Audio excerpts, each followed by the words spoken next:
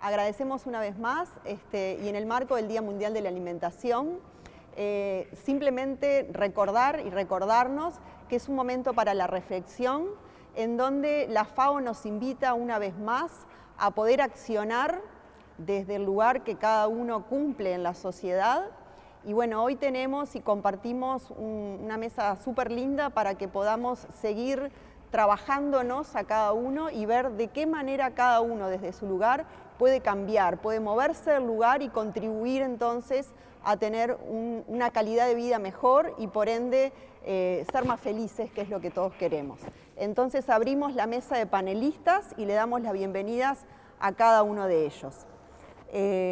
A la derecha contamos con el doctor Darío Pose, quien va a exponer sobre la importancia de los hábitos saludables en la vida cotidiana. Darío pertenece y representa a la Dirección de Derechos Humanos, a la Unidad de Análisis e Intervención. Es médico toxicólogo, profesor adjunto del Departamento de Toxicología de la Facultad de Medicina y coordinador de la Unidad Pediátrica Ambiental. A mi derecha cuento con la profesora Liliana Sande, representante de la Secretaría Nacional de Deporte.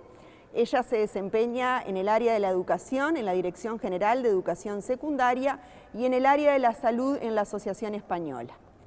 Y a mi izquierda, colegas de ANEP, en primer lugar, licenciada Ariana Capel, integrante del equipo técnico del Programa de Alimentación Escolar del PAE, de la División General de Educación Inicial y Primaria, y la licenciada Daniela Rodríguez, integrante del equipo técnico del Consejo de Formación en Educación. Ellas van a trabajar justamente en la alimentación saludable con base a, cómo vamos a accionar para poder contribuir como consumidor a la transformación de un sistema agroalimentario que nos exige un cambio urgente para estar mejor y vivir en articulación con la naturaleza. Al final vamos a compartir con la profesora una pausa activa que nos va a ayudar a recordarnos la importancia de la actividad física en lo cotidiano, en el día a día. Así que abrimos la mesa y que podamos disfrutar y compartir entre todos este espacio de celebración. Muchas gracias. Bueno, buenos días para todos. Es un gusto estar con ustedes. Nos toca hablar de la importancia de los hábitos saludables en la vida cotidiana. Es un título que en definitiva lo podemos resumir en una palabra o en dos, que una es salud y otra es bienestar. El tratar de lograr la salud y el bienestar en cada uno de los días de nuestras vidas para tener una vida saludable y plena. Evidentemente, el título ya lo dice, esto va a depender mucho de lo que vamos a hablar es de los hábitos que tenemos que tener para tener una vida sana.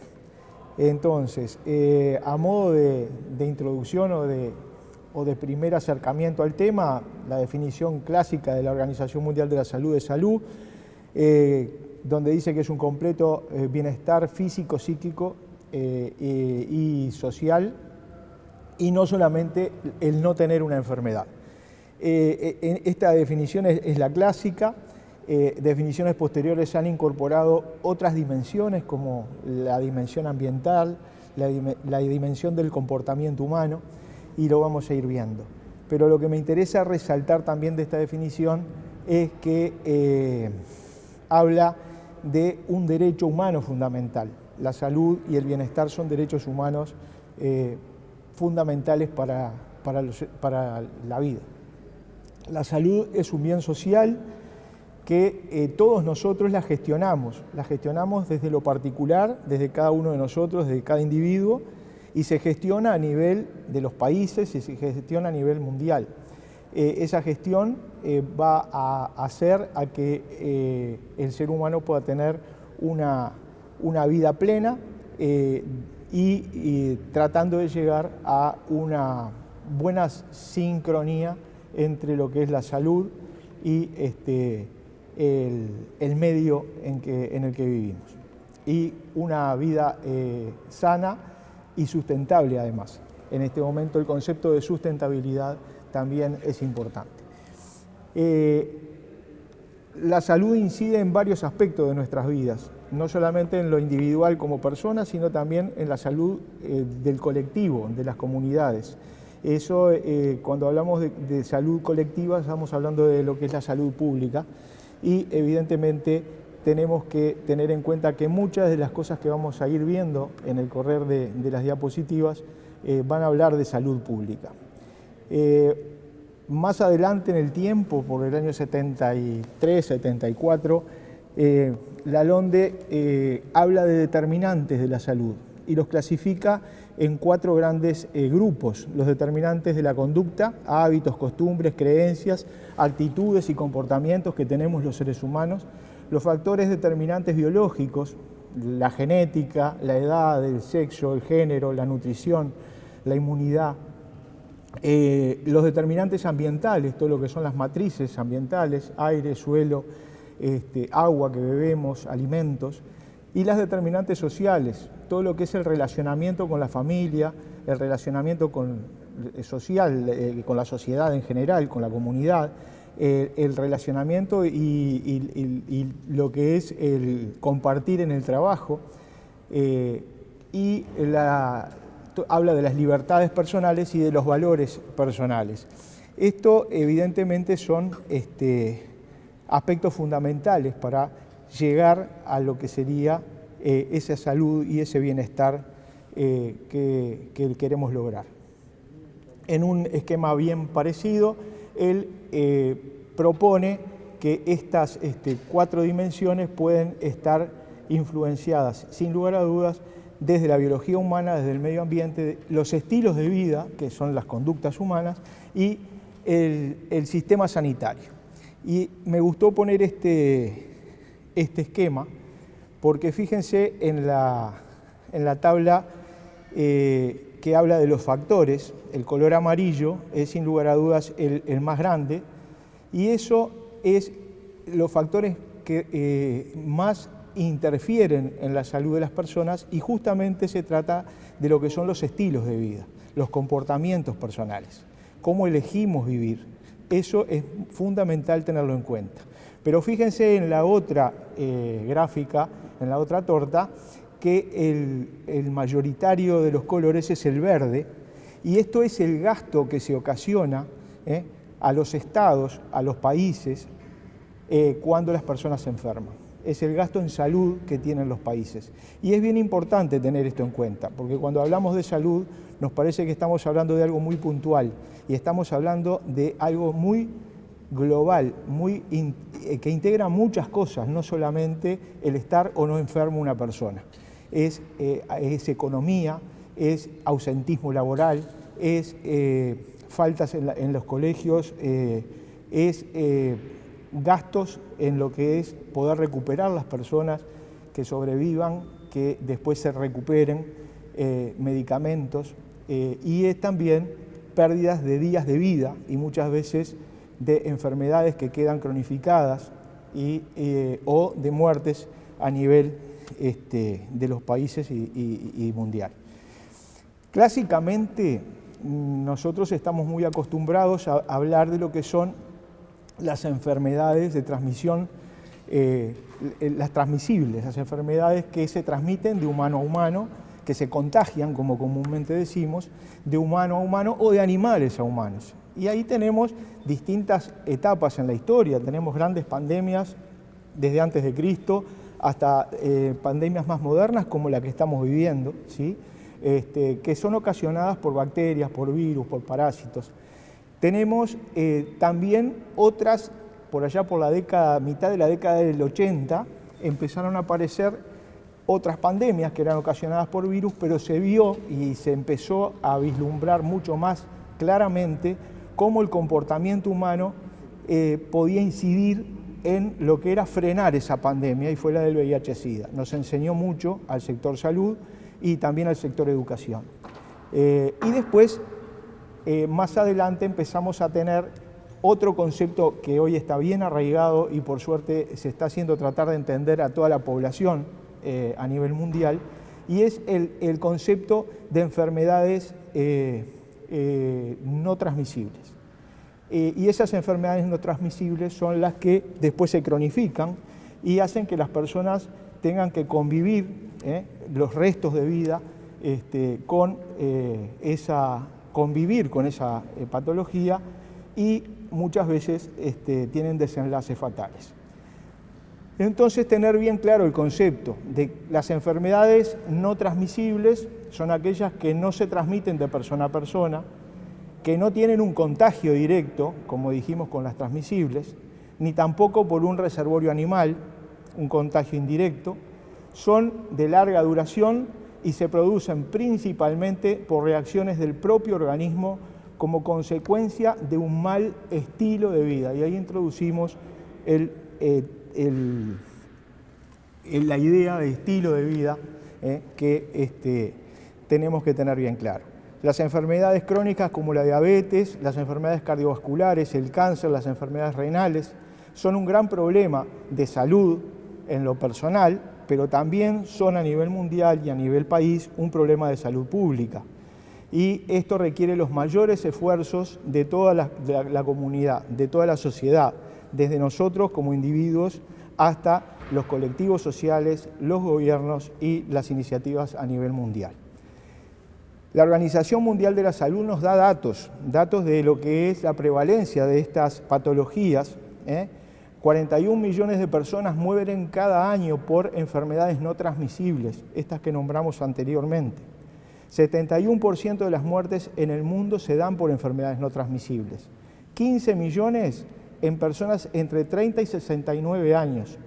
Son muertes prematuras, ¿sí?, que ocurren en países en general de bajos y medianos ingresos.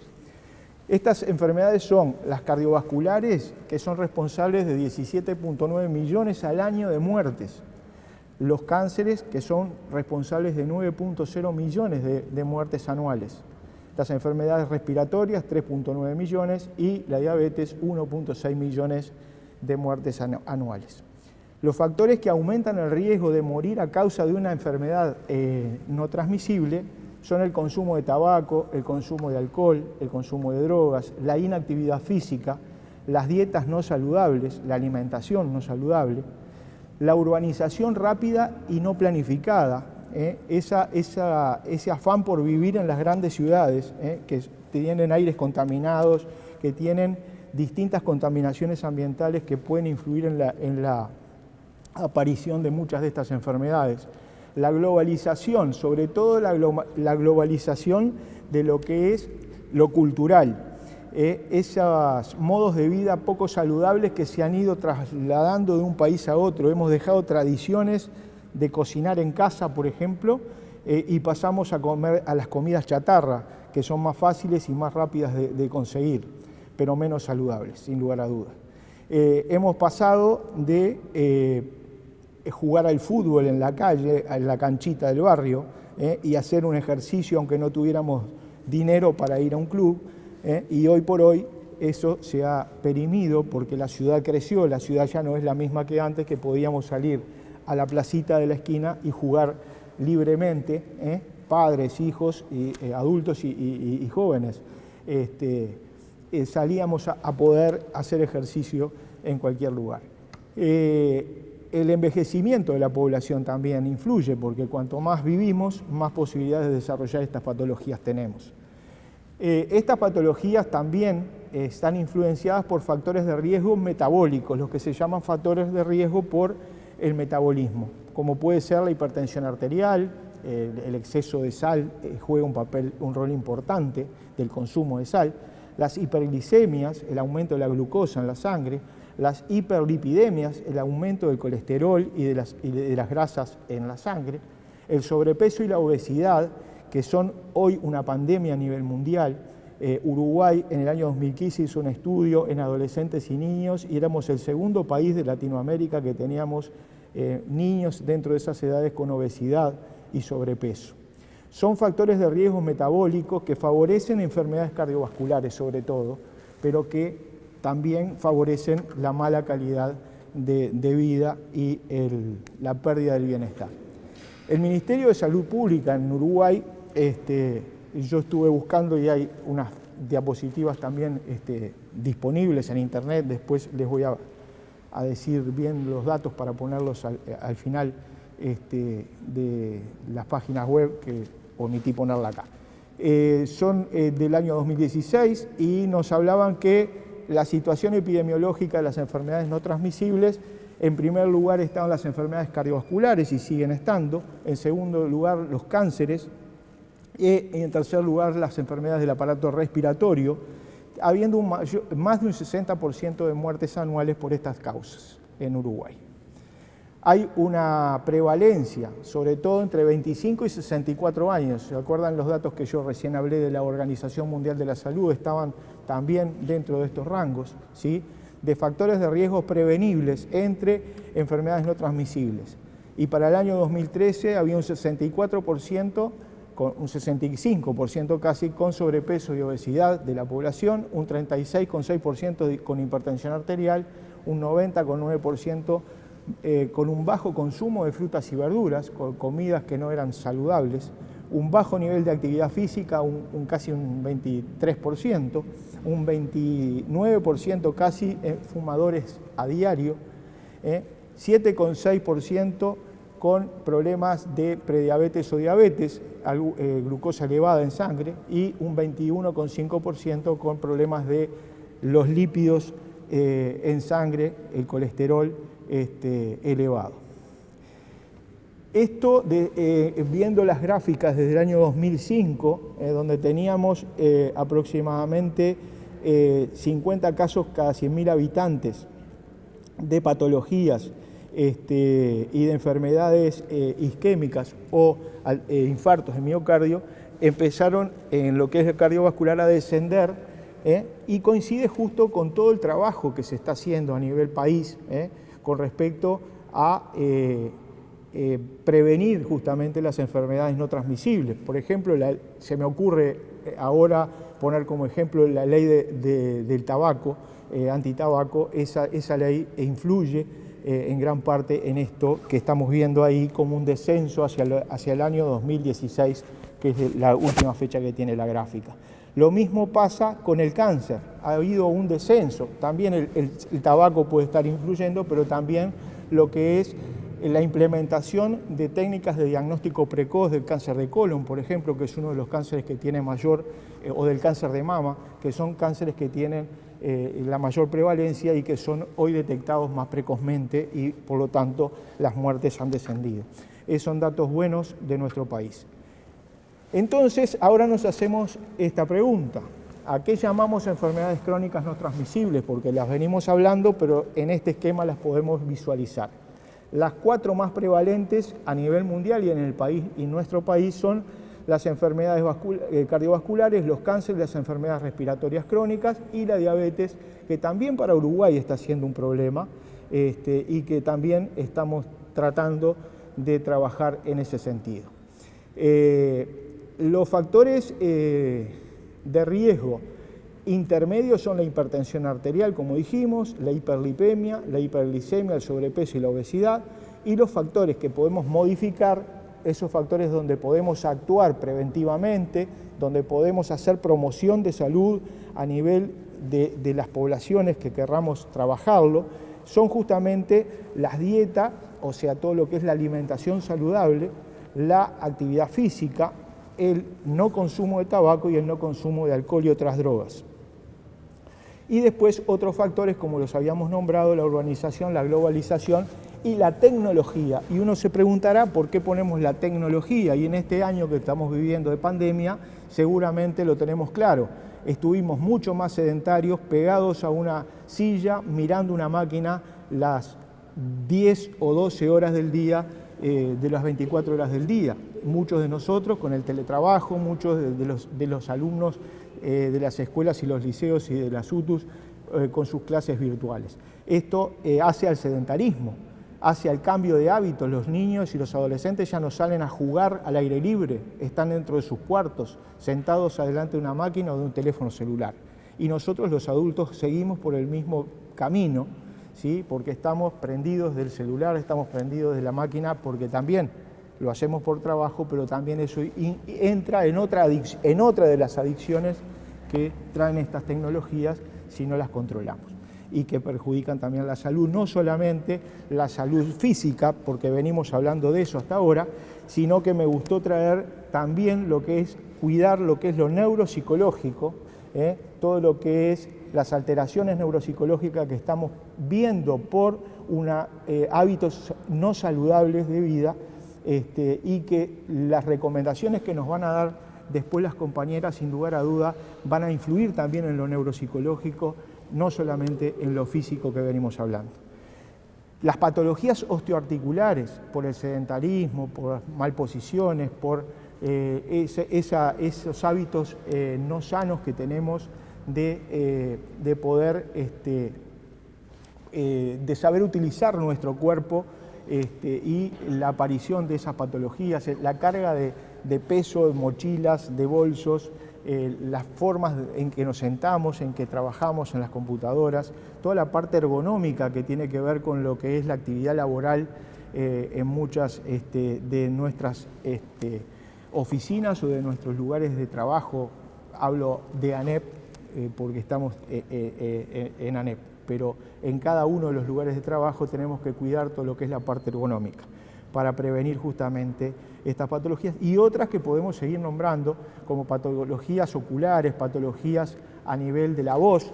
Los docentes, el mal manejo de la voz también hacen que tengan patologías de sus cuerdas vocales por no saber utilizar bien la voz, y eso también hace a una vida saludable y a un bienestar en definitiva.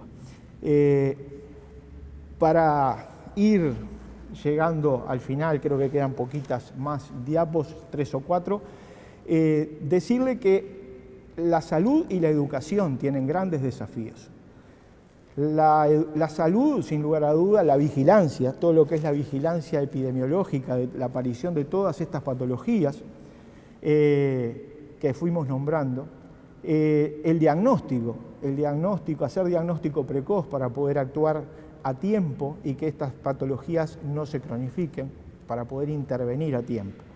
Y intervenir de la forma que sea necesario, con medicación, con tratamientos higiénicos dietéticos, como lo llamamos, con medicamentos o con consejería simplemente. Hay muchas de estas patologías que no requieren de medicación al inicio, solamente es la consejería y el trabajo de promoción, de prevención con el paciente o con la persona que está padeciéndolo, para que justamente mejoren y cambien hábitos de vida a hábitos más saludables, y esas patologías pueden ser atendidas a tiempo y no requerir incluso de medicación de por vida.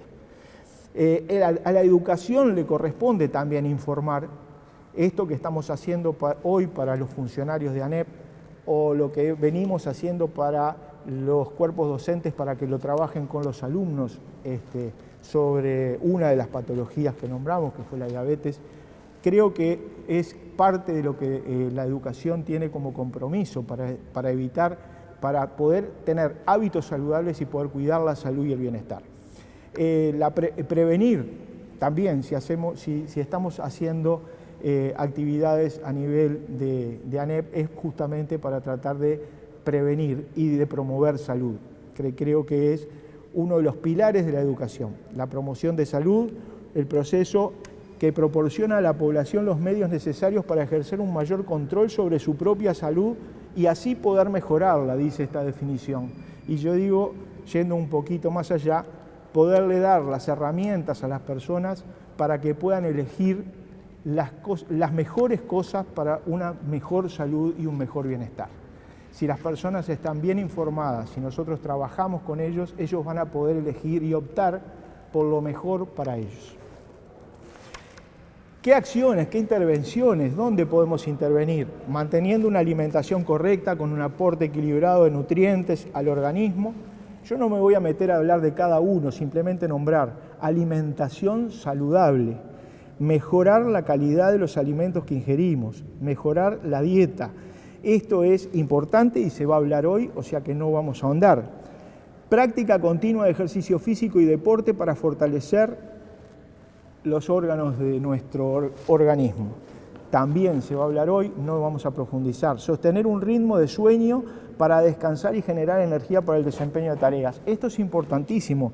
No tomamos en cuenta muchas veces el valor que tiene el descanso, el dormir correctamente, el tener horas de sueño para poder tener una buena y mejor salud. Mantener hábitos higiénicos adecuados. La higiene personal, la higiene del lugar donde vivimos, la higiene del lugar donde trabajamos o de donde estudiamos. Disfrutar el tiempo libre, eso es otro de los pilares, tener tiempo para uno, tener tiempo para el disfrute de uno mismo, con el ambiente, con la familia, con amigos, con compañeros. Tener ese tiempo es indispensable para una buena salud, no solamente física, sino también mental. Ejercitar la mente para que funcione correctamente, ¿sí? El ejercicio mental, eso nos hace que estemos siempre en actividad y nos favorece para también tomar mejores decisiones. Tomas de medidas de salud mental, buena salud sexual, otro tópico que tenemos que tener en cuenta, ¿sí? Tiene que ser también tenido en cuenta. Y evitar el consumo excesivo de alcohol, tabaco, drogas de abuso, medicamentos. ¿Cuántas veces abusamos de medicamentos porque nos sentimos con dolor de cabeza y de repente hace 10 horas que estamos metidos con la computadora y nos salimos a respirar aire puro y a mirar el sol, a salir al sol, a salir un ratito al aire, a descansar la vista, y nos tomamos medicamentos y tomamos medicamentos? Eso es otra cosa que tenemos que cuidar. Y debe haber en esta lista más cosas que agregar que se me pudieron haber escapado. El contexto de la promoción de salud en el marco del ámbito laboral, que es un poquito más referido a lo que estamos hoy, hablando con los funcionarios de ANEP. La promoción de salud orienta sus esfuerzos a la construcción de espacios y entornos saludables. Procura bienestar del trabajador y también del patrón, que serían nuestras autoridades, dentro de todos los contextos, independientemente de que se realice una función determinada en un espacio determinado, obteniendo como resultado instituciones y empresas saludables. Yo creo que esta es una muy linda definición de lo que debe ser la promoción de salud dentro de los espacios laborales. Lograr un estilo de vida saludable, un ambiente, un clima, una convivencia saludable, que también es importante para tener una buena salud y un bienestar. El ambiente material, cuidar del ambiente donde estamos, ¿sí? No solamente de lo que es la higiene, sino un ambiente agradable, un ambiente donde uno se siente cómodo, también hace a gran parte de nuestro bienestar. Y el entorno laboral saludable, por supuesto, con todo lo que tiene que ver lo bio, psico, socio y cultural como gran pilar para promover. Esto simplemente para mostrarles una de las actividades que estamos haciendo. Seguramente las compañeras después van a mostrar todo lo que son las guías alimentarias, las guías de ejercicio, y yo quería mostrar una de las cosas que se está haciendo desde ANEP con la sociedad civil, con el Ministerio de Salud Pública, con el Ministerio de Educación y Cultura, con los compañeros que van a hablar después, que también aportaron al documento. Es un documento sobre orientaciones para los centros educativos con población diabética. Lo intentamos hacer como un documento consensuado entre la sociedad civil y los distintos actores que intervinieron en la publicación. Intentamos que fuera útil como orientación y guía para todos los centros educativos de ANEP, para todos los lugares de ANEP, no solamente los centros educativos. Y los destinatarios pensamos que fueran los alumnos, los docentes y los no docentes. El enfoque que le tratamos de dar justamente es un enfoque biopsicosocioambiental, preventivo y promotor de salud y de bienestar. Es el primer documento que se hace sobre la temática de diabetes en ANEP y da un marco de acción institucional, y como siempre decimos, en el correr del tiempo vamos a seguir trabajando en él para hacerlo un poquito mejor. Todo es perfectible. Y decirles muchas gracias con esta frase de Hipócrates, que la hizo 500 años antes de Cristo.